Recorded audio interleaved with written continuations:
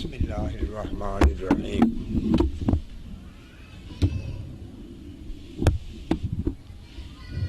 بسم اللہ الرحمن الرحیم۔ حضرات گرامی قدر، میرے متعلق جو کچھ ارشاد فرمایا گیا ہے میں اسے اپنے لیے ایک اعزاز سمجھتا ہوں۔ میں ان اوصاف کا مالک نہیں ہوں، میں علماء کا خادم ہوں۔ میرا کام علماء کے حالات لکھنا ہے اور میرا موضوع بھی یہی ہے، بر صغیر کی اسلامی تاریخ کی وضاحت۔ اس میں کہاں تک کامیاب ہوا ہوں اس کا فیصلہ قارئین کرتے ہیں۔ میں نے جو کچھ کیا ہے اپنی ہمت کے مطابق کیا ہے، اپنے معلومات کے مطابق کیا ہے۔ میں مولانا عبدالخالق صاحب کا شکر گزار ہوں کہ انہوں نے ان الفاظ میں میرا تعارف کرایا جس کا میں حقدار نہیں سمجھتا اپنے آپ کو۔ مجھے فرمایا گیا ہے کہ میں بر صغیر کے ان علماء کا تذکرہ کروں جنہوں نے حدیث کی خدمت کی۔ بر صغیر اس وقت 3 ملکوں کے مجموعے کا نام ہے، ہندوستان، پاکستان اور بنگلہ دیش۔ یہ خطہ ارض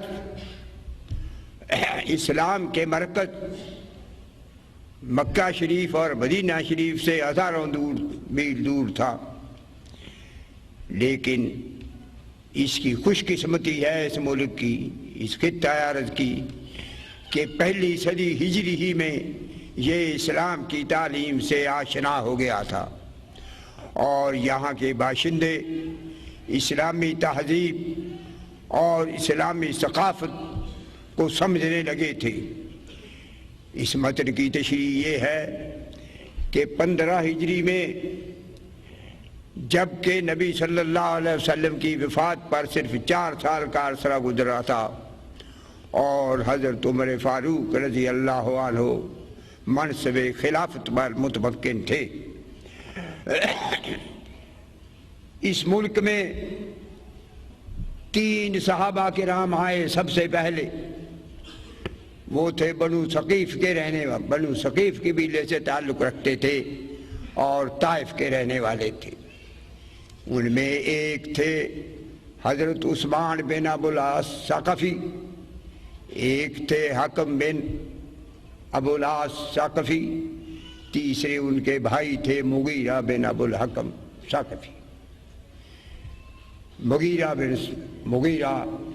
بن ابو العاص ثقفی، یہ 3 بھائی تھے۔ یہ ایک بیڑا لے کر آئے تھے، فوجی بیڑا سمجھ لیجئے یا کچھ بھی سمجھ لیجئے اسے۔ یہ بمبئی کے قریب آئے۔ تھانہ ایک بندرگاہ تھی، چھوٹی بندرگاہ، اب بھی بمبئی کے قریب سنا ہے وہ بندرگاہ موجود ہے۔ بحری بیڑا کوئی 2 4 10 آدمیوں پر مشتمل نہیں ہوتا، وہ 50 60 70 80 200 آدمیوں پر مشتمل ہوگا، لیکن ہمیں تاریخ اس کی وضاحت نہیں کرتی۔ ہمیں یہ سب پتہ چلتا ہے کہ وہ ابتدا میں 3 آدمی تھے۔ انہوں نے ہندوستان پر حملہ کیا، یا یہ ہے کہ ہندوستان کو میں تبلیغ اسلام کے لیے راہ ہموار کرنے کی کوشش کی۔ اس کے بعد آہستہ آہستہ 25 صحابہ کرام اس ملک میں آئے۔ بر صغیر میں 25 صحابہ کرام ہمیں تاریخ بتاتی ہے، ان کے نام بھی بتاتی ہے، اور پھر ان کے شاگرد تابعین 42 تابعین یہاں تشریف لائے جنہیں صحابہ کے شاگرد کہا جاتا ہے۔ اس کے بعد تابعین کے شاگرد جو تبع تابعین کہلاتے ہیں، ان کی تاریخ نشاندہی کرتی ہے کہ وہ 17 تھے۔ اس طرح پہلا جو کارواں اسلام کا اس ملک میں نمودار ہوا عرب سے چل کر سمندری راستے سے وہ 25 صحابہ، 42 تابعین اور 17 تبع تابعین پر مشتمل تھا۔ یہ مختلف اوقات میں لوگ آئے۔ اس بات میں تاریخ دانوں کا اختلاف ہے کہ سب سے پہلے اسلام بمبئی کی طرف سے آیا یا سندھ کی طرف سے آیا۔ ایک نقطہ نظر یہ ہے کہ درہ خیبر کی طرف سے آیا۔ جہاں تک میرا محدود مطالعہ ہے، میں یہ سمجھتا ہوں کہ اسلامی سب سے پہلے مسلمان صحابہ کرام بمبئی کی طرف آئے، تھانہ بندرگاہ پر اترے۔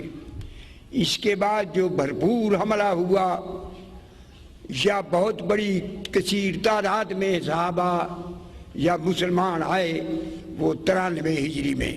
وہ صحابہ کا زمانہ نہیں تھا۔ صحابہ کا زمانہ 90 ہجری میں ختم ہو جاتا ہے۔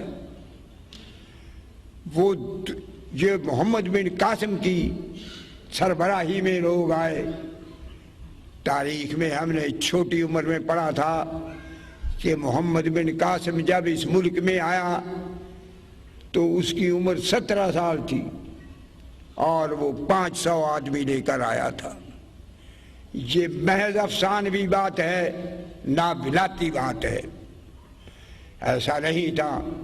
یہ ملک بہت بڑا ملک تھا، بر صغیر۔ جب بنو ثقیف کے لوگ یہاں آئے تھے، 3 صحابی، تو حضرت عمر کو اطلاع دی گئی۔ واپس جا کر انہوں نے اطلاع دی دربار خلافت میں، تو حضرت عمر نے کہا تھا، ان کو لکھا تھا بنو حضرت عثمان بن ابو العاص کو کہ تم نے یہ کیا کیا؟ اتنے بڑے ملک پر چڑھائی کر دی۔ اگر ان میں سے ایک آدمی مارا جاتا تو اے ثقیف، بنو ثقیف کے لوگوں، میں تم میں سے ان کے بدلے ایک ایک آدمی کو مار دیتا، کا بدلہ لیتا۔ تو یہ نہیں ہے کہ یہ ملک معمولی ملک تھا، بہت بڑا ملک تھا۔ 17 سال کا کوئی جرنیل آج تک نہیں پیدا ہوا۔ تاریخ ہمیں بتاتی ہے کہ حضرت کہ محمد بن قاسم نے 18 سال کی عمر میں ملازمت کی۔ اب بھی انگریز کے زمانے میں ہم دیکھتے ہیں کہ 18 سال کی عمر کا آج کے لوگوں کو ملازم رکھا جاتا تھا۔ اگر 18 سال سے کم عمر کو ملازم رکھا جاتا تھا تو بس ریٹائرمنٹ کے بعد ایک چکر پڑ جاتا تھا پینشن کا۔ تو 18 سال کی عمر میں ملازم ہوئے وہ، اور اس کے بعد جب انہوں نے حجاج بن یوسف کے کہنے پر ہندوستان پر یا سندھ پر حملہ کیا۔ سندھ اور ہند 2 ملک تھے، 2 ملک معروف تھے۔ دیبل پر حملہ کیا انہوں نے، تو اس وقت جب وہ یہاں آئے ہیں ان کی عمر 28 سال تھی اور 26,000 لوگ ان کے ساتھ تھے۔ ناولاتی بات یہ ہے کہ 500 آدمی تھا۔ 500 آدمی تو ایک گاؤں کو فتح نہیں کر سکتا، کہ جائے کہ اتنے بڑے ملک پر ہلہ بول دیں۔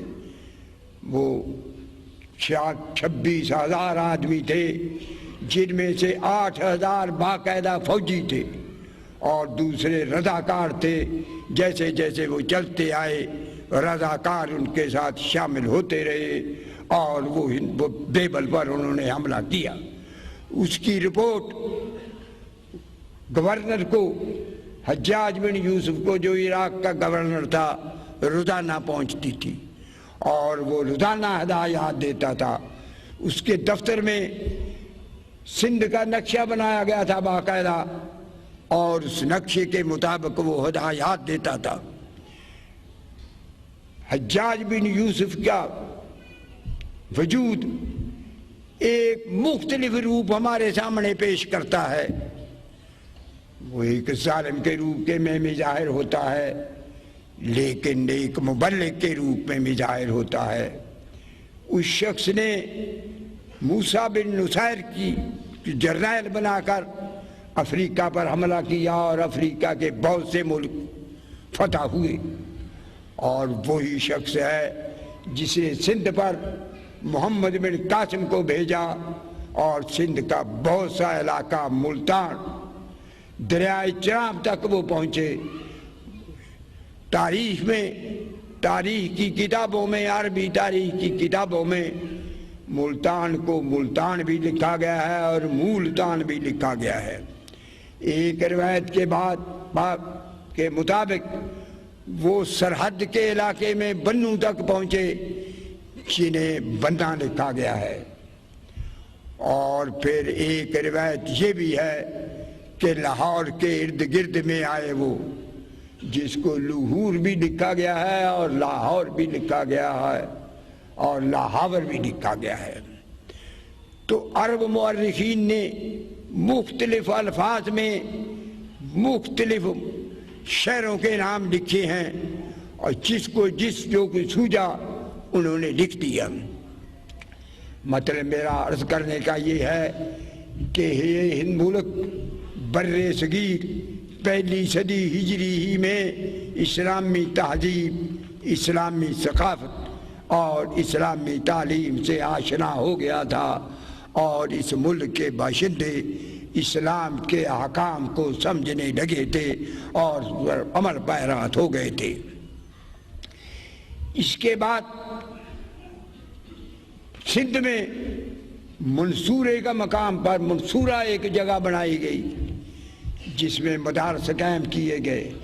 صحابہ جہاں تشریف لے جاتے تھے وہاں ہم رکاب ہوتی تھی ان کے حدیث، نبی صلی اللہ علیہ وسلم کے فرامین ان کے ساتھ جاتے تھے، حضور صلی اللہ علیہ وسلم کی احادیث ان کے ہم رکاب ہوتی تھی، اور وہ اس کی تبلیغ کرتے تھے۔ وہاں وہ مدارس قائم کرتے تھے۔ مدارس کی یہ کیفیت نہیں تھی جو آج ہم دیکھ رہے ہیں، وہ گھروں میں یا محلوں میں بنائے جاتے تھے یا مسجدوں میں بیٹھ کر لوگ تبلیغ کرتے تھے اور سمجھاتے تھے۔ محدود تعلیم کا محدود حصہ تھا، محدود معاملہ تھا۔ تو اس طرح دیول کو بھی ایک بہت بڑے مرکز کی حیثیت حاصل ہو گئی، جو کہ سندھ کا سب سے پہلا دارالحکومت تھا۔ پھر پورے ملک میں، ہندوستان میں اسلام پھیلا۔ پہلی کتاب، اس میں تو کوئی شبہ نہیں ہے کہ نبی صلی اللہ علیہ وسلم کے زمانے میں ہی احادیث کے مجموعے جمع ہو گئے تھے جنہیں صحیفہ کہا جاتا تھا۔ صحیفہ عائشہ، صحیفہ علی، صحیفہ ابو بکر، وہ چند مسائل تھے جو صحابہ نے نبی صلی اللہ علیہ وسلم سے سن کر تحریر کر لیے تھے اور ان کا نام صحیفہ رکھا گیا تھا۔ انہی میں سے ایک صحیفہ حمام بن منبہ ہے۔ حمام بن منبہ حضرت ابو ہریرہ رضی اللہ عنہ کے شاگرد تھے۔ انہوں نے ان سے 58 حدیثیں مروی ہیں جو کتب حدیث میں موجود ہیں۔ اس حمام بن منبہ کا صحیفہ ڈاکٹر حمید اللہ نے دریافت کیا تھا، پہلے برلن کی لائبریری میں، اس کے بعد دمشق کی لائبریری میں وہ موجود ہے، لکھا گیا ہے، اور اس کے مطابق جو اس میں احادیث درج ہیں وہ احادیث کی کتابوں میں موجود ہے۔ اسی طرح اور صحیفے بھی تھے نبی صلی اللہ علیہ وسلم کے مکتوبات گرامی، جو آپ نے مختلف گورنروں اور بادشاہوں کے نام اور قبیلوں کے سربراہوں کے نام لکھے تھے، وہ بھی احادیث کی کتابوں میں مختلف راویوں سے مروی ہیں، اور جو حدیث میں آئی ہیں وہ مکتوب اور اس کے مطابق ہے۔ جس طرح وہ راویوں نے پورے راویوں کی پوری تفصیل ملتی ہے ہمیں، جو کہ ان کو روایت کرتے ہیں۔ اس میں تو کوئی شبہ نہیں کہ حضور صلی اللہ علیہ وسلم کے زمانے میں عرب میں حدیث کی تحریر کتابت نگارش کا کام شروع ہو گیا تھا۔ سب سے پہلی کتاب باقاعدہ جو لکھی گئی وہ مدینہ منورہ میں امام مالک کی موطا ہے، اور اس میں جو عرب سوسائٹی مدینے کی سوسائٹی یا مدینے کا معاشرہ ہے اس کا پتہ چلتا ہے۔ وہ مسائل جو وہاں مروج تھے وہ تھے۔ امام محمد بن محمد شیبانی جو حضرت امام ابو حنیفہ رحمۃ اللہ علیہ کے شاگرد ہیں، ان سے مروی ہے، شامی میں لکھا ہے یہ فتاوی شامی، کہ ایک مرتبہ وہ مدینہ منورہ گئے اور وہاں جا کر پوچھا کہ تم وہ لوگ ہو جو کہ نبی صلی اللہ علیہ وسلم کو جنہوں نے میزبانی کی حضور صلی اللہ علیہ وسلم کی، اور نبی صلی اللہ علیہ وسلم نے زندگی یہاں بسر کی۔ اب میں آپ سے پوچھنا چاہتا ہوں آپ لوگوں سے کہ عید الفطر کا صدقہ، عید الفطرانہ کتنا دیتے تھے آپ لوگ نبی صلی اللہ علیہ وسلم کے زمانے میں؟ انہوں نے کہا جناب کل عرض کریں گے۔ دوسرے دن وہ لوگ ایک پیمانہ لے کر آئے، کوئی 35-36 کی تعداد میں تھے، مختلف جگہوں پر کھڑے ہو کر انہوں نے کہا کہ ہم یہ بھر کر دیتے تھے، عید کو یہ بھر کر دیتے تھے نماز عید پر جانے سے پہلے۔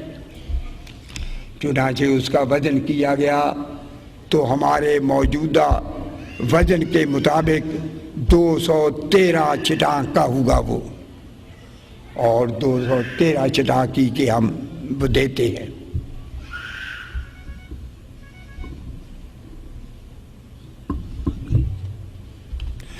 دو سو 13 چٹاکی ہم دیتے ہیں، تو میرا مطلب یہ ہے عرض کرنے کا کہ اس زمانے میں مدینہ شریف کی جو کلچر تھا یا مدینہ شریف کا جو معاشرہ تھا وہ اسی پر عمل کرتا تھا جو کہ نبی صلی اللہ علیہ وسلم نے جس پر عمل کیا تھا۔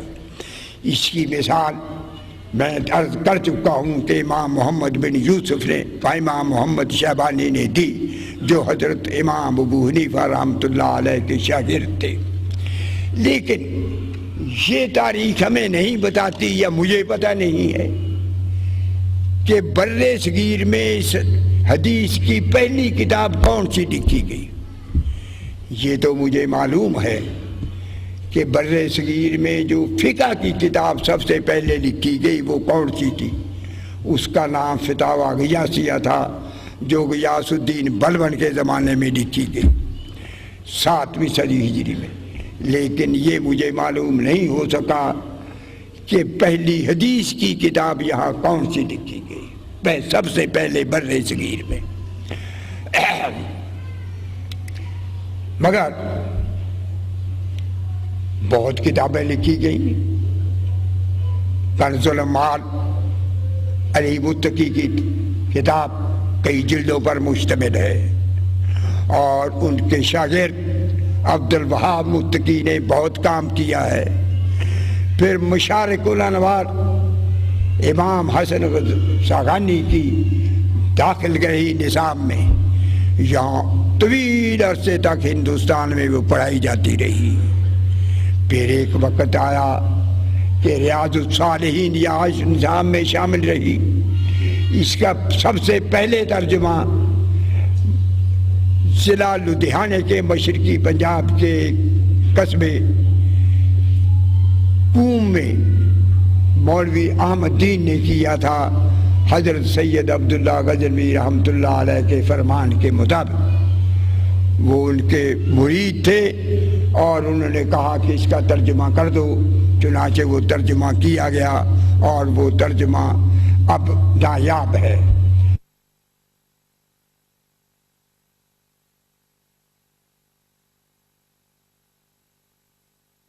اور میں موجود ہے، جو بریلوی مسلک سے تعلق رکھتے ہیں، میں نے وہ ترجمہ ان سے دیکھا ہے۔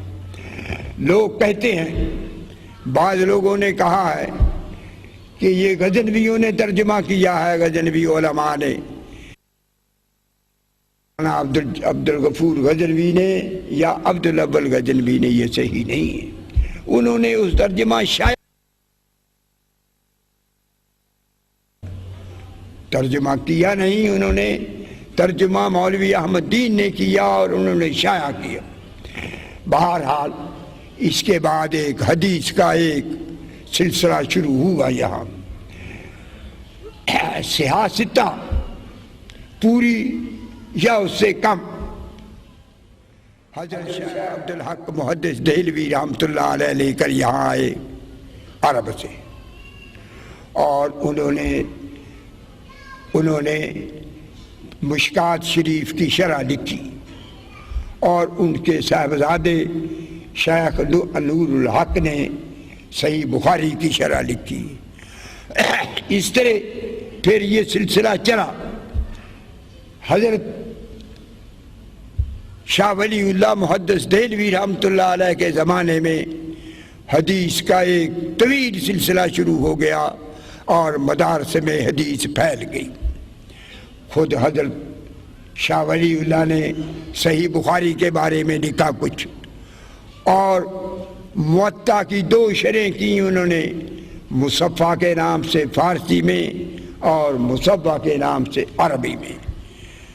موطا کو وہ بہت اہمیت دیتے تھے، 2 شرحیں کی انہوں نے۔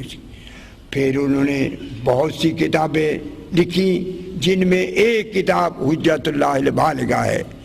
حجت اللہ البالغہ بیک وقت کئی مضامین کی وضاحت کرتی ہے، مثلا وہ حدیث کی کتاب بھی ہے، فقہ کی کتاب بھی ہے، اقتصادیات اور معاشیات کے مسائل کو بھی واضح کرتی ہے، اس دور کے سیاسی مسائل کی بھی وہ وضاحت کرتی ہے، وہ مختلف امور کی، مختلف معاملات کی وضاحت کرتی ہے حجت اللہ البالغہ۔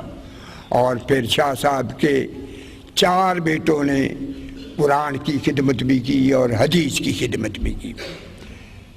سب سے بڑے بیٹے شاہ عبدالعزیز تھے، انہوں نے بستان المحدثین کے نام سے کتاب لکھی، جن میں محدثین کا تذکرہ کیا، اور پھر ان کے فتاوے فارسی میں اور عربی میں، فارسی میں زیادہ فتاوی عبدالعزیز کے نام سے معروف ہوئے۔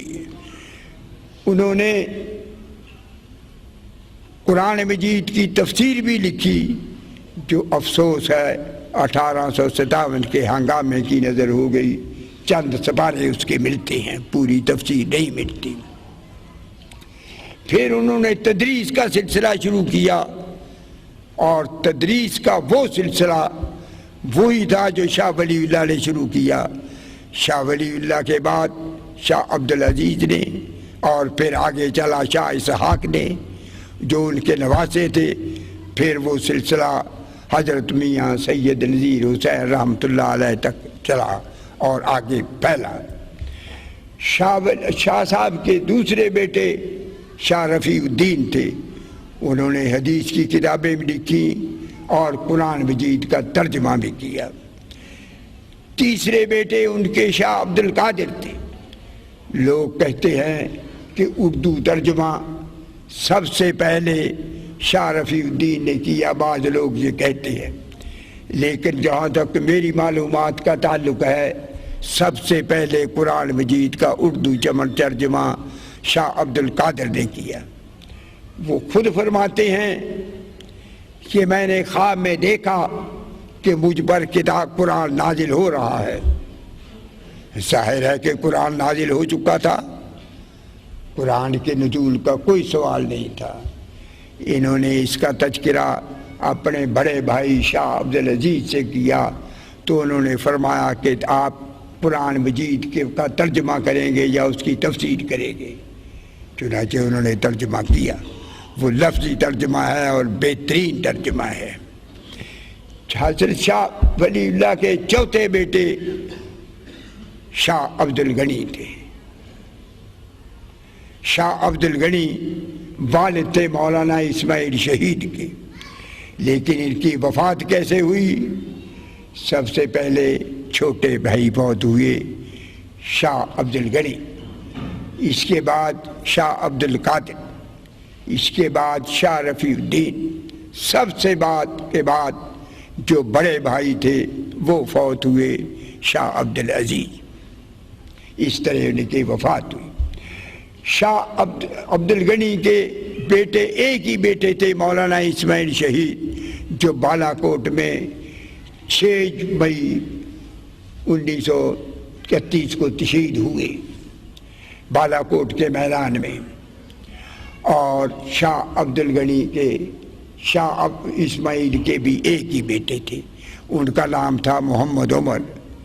وہ نہایت نیک، لکھا ہے ان کے بارے میں کہ نماز وہ اتنی طویل کرتے تھے کہ رکوع میں اور سجدے میں 27-28 دفعہ سبحان ربی الاعلی اور سبحان ربی العظیم کہتے تھے۔ ان کے بارے میں یہ منقول ہے کہ ایک دفعہ کچھ شعراء ان کو اپنے ایک مقام پر لے گئے، وہ جانا نہیں چاہتے تھے لیکن ان کو لے گئے۔ وہاں وہ پہنچے تو انہوں نے کہا مجھے چھوڑ دو، میں واپس جانا چاہتا ہوں۔ انہوں نے کہا نہیں بیٹھیے، آپ تشریف رکھیے۔ اتنے میں وہ چبارہ ہلا، وہ لوگ متوجہ یہ کیا ہوا؟ پھر انہوں نے کہا مجھے جانے دو، انہوں نے کہا نہیں آپ تشریف رکھیے۔ پھر وہ کمرہ ہلا، تیسری دفعہ پھر ایسا ہی ہوا تو انہوں نے کہا کیا کرتے ہیں آپ؟ شاہ محمد عمر سے کہا، انہوں نے کہا میں نے تو پہلے کہا تھا کہ مجھے یہاں نہ لاؤ۔ کہا جائیے آپ۔ کمرہ ہل گیا۔ تو بادشاہ تھا اس زمانے میں، آخری مغل بادشاہ، ان کو بلاتا تھا، وہ نہیں جاتے تھے، کہنے لگے میں وہ بزرگ نہیں ہوں۔ ٹھیک ہے میں بزرگوں کی اولاد ہوں لیکن میں وہ بزرگ نہیں ہوں جن کو تم بزرگ سمجھ کر تم بلاتے ہو، میں ان کی اولاد ہوں، میں نہیں آ سکتا۔ تو بات اس طرح کرے گے تو لمبی ہو جائے گی۔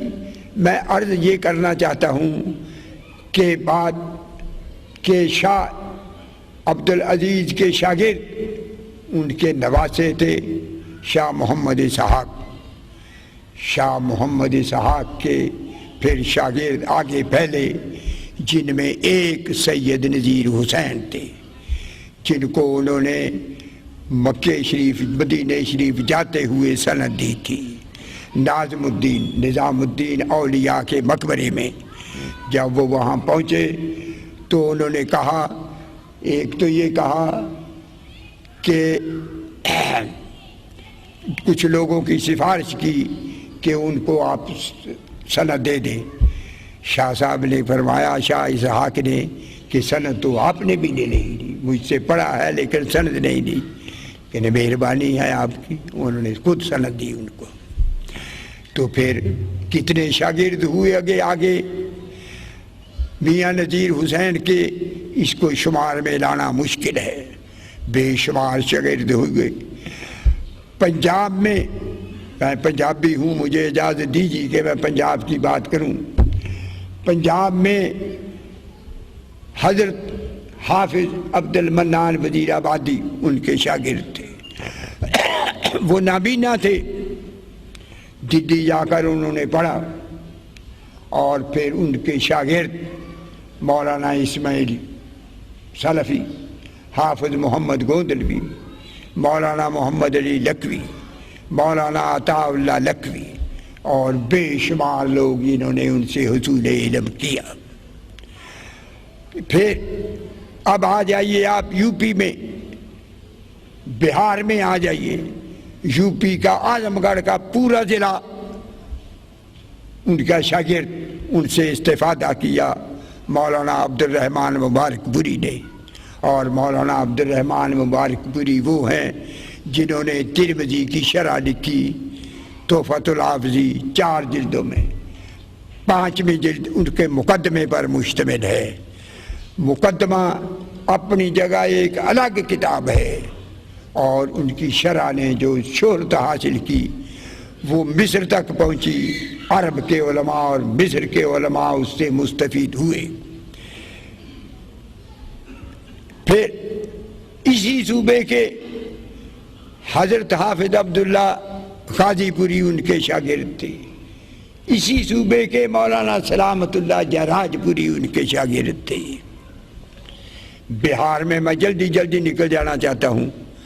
پھر بہار میں آ جائیے، بہار میں مولانا عبدالعزیز رحیم آبادی، مولانا شمس الحق عظیم آبادی اور بہت سے لوگ جنہوں نے ان سے استفادہ کیا۔ مولانا عبدالعزیز رحیم آبادی نے مسلک اہل حدیث کی امداد میں بے شمار کتابیں مختلف لوگوں سے لکھوائی، اور اسی طرح مولانا شمس الحق نے ابو داود کی شرح لکھی، اور المعبود اور غایات المعبود، بے شمار کتابیں انہوں نے لکھی۔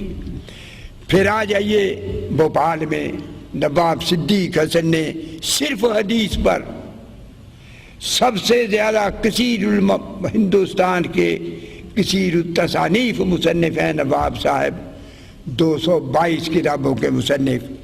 انہوں نے 33 کتابیں حدیث پر لکھی۔ قرآن مجید پر انہوں نے جو کچھ لکھا وہ 10,000 صفحات پر مشتمل ہے، میں نے ایک سے ایک صفحہ گنا ہے۔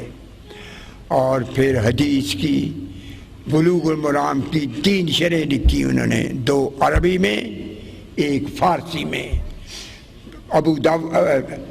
بخاری کی شرح لکھی، پھر صحیح مسلم کی شرح لکھی، اور بہت سی کتابیں لکھی انہوں نے، اور بڑی بڑی ضخیم کتابیں لکھی۔ اس طرح ایک سلسلہ چلا جو کہ ہر زبان میں پھیلا۔ سندھ میں آ جائیے آپ، سندھ میں مولانا دین محمد وفائی نے صحیح بخاری کی سندھی زبان میں شرح لکھی۔ پھر شاہ محب اللہ نے اور شاہ رفیع الدین نے اردو عربی میں کام بھی کیا، اردو میں بھی کیا حدیث پر، اور سندھی میں بھی کیا۔ دوسرے صوبوں میں بھی اسی طرح چلا، ہر زبان میں لکھا گیا۔ اردو میں کہ دیکھیے ہندوستان کے لوگ خوش قسمت ہیں اس اعتبار سے کہ سب سے پہلے یہاں اس ملک کی زبان فارسی تھی۔ مسلمانوں نے بر صغیر کی زبان، مسلمانوں نے اسلامی لٹریچر کو فارسی میں منتقل کر دیا۔ اس کے بعد انگریز آئے تو انگریزی زبان یہاں کی دفتری زبان ہوئی، اور مسلمانوں نے انگریزی زبان میں قرآن مجید کا ترجمہ اور حدیث کی کتابوں کے ترجمے کیے۔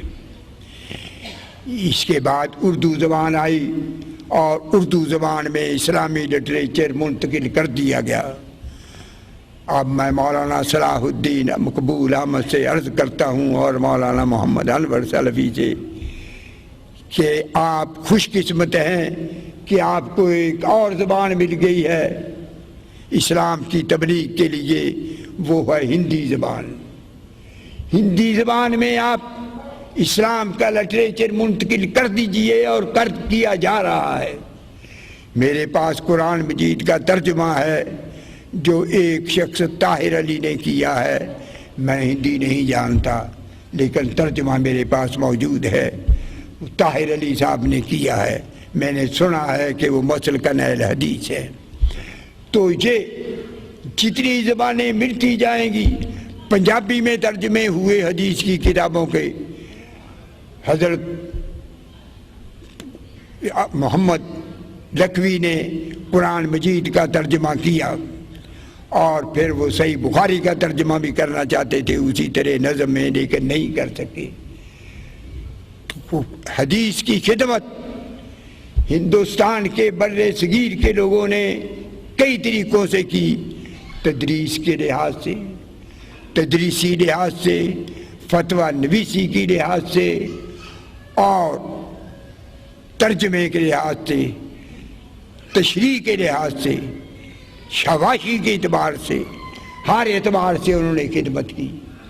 2 خاندان یہاں اتنے مشہور ہوئے پنجاب میں کہ انہوں نے قرآن مجید، تدریس اور فتویٰ نویسی کو اپنا نقطہ نظر قرار دے لیا۔ ایک لکھوی خاندان پنجاب کا، اور دوسرا غزنوی خاندان۔ اسی خاندان کی اور فرعیں یا شاخیں نکلیں جو ان کے شاگرد ہوئے، وہ روپڑی حضرات، قصوری حضرات اور دوسرے حضرات، بہت سے لوگوں نے انفرادی طور پر بھی کام کیا، جماعتی طور پر بھی کام کیا۔ مولانا ثناء اللہ امرتسری نے 100 سے زیادہ کتابیں لکھی اور مناظرے کیے۔ مولانا ابراہیم سیالکوٹی نے 84 کتابیں لکھی جو حدیث کے متعلق بھی ہیں اور قرآن کے متعلق بھی ہیں۔ اس طرح اس ملک کے باشندوں نے حدیث کی خدمت بھی کی، قرآن کی خدمت کی بھی کی، اور اپنے طور پر اب بھی کر رہے ہیں۔ اللہ تعالیٰ ان کو توفیق دے مزید خدمت کرنے کی۔ ان الفاظ کے ساتھ میں اپنی گزارشات ختم کرنے کی اجازت چاہتا ہوں۔